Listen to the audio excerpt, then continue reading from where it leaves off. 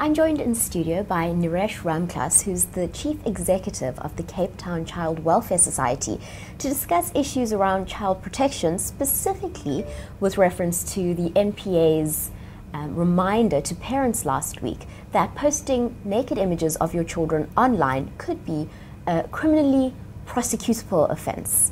Thank you very much for joining me in studio. Now let's talk a little bit more about that. Coming off the back of Child Protection Week last week, the NPA reminded parents that posting pictures of your child online could be criminally prosecutable. Could you explain the legal aspect of this to us, please?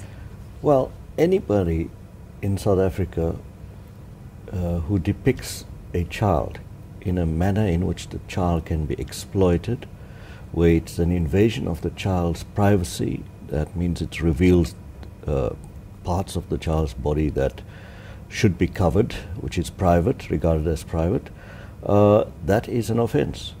And that is how our laws are structured, because it's been known throughout the years in our country that people exploit children through photographs, and before the advent of social media, there was pornographic videos, and already the Film and Publications Act got into that sector of exploitation of children and began to implement bannings on productions that had that kind of image depicted.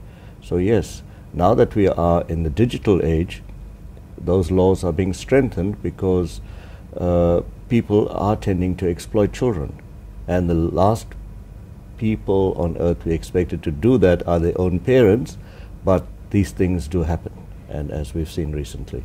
Let's speak about the mother or the father who quite innocently posts a picture of their child on their Twitter stream or perhaps on their Facebook page. It's obviously done in innocence, assuming that they're sharing this picture with friends and family. But let's have a look at a quote from an advocate from the NPA who says, "It's irrelevant what the purpose was for taking the picture, but any image of a naked child is pornography, and the reason for that is quite simple. It can be abused. What you do innocently, others take and they abuse it."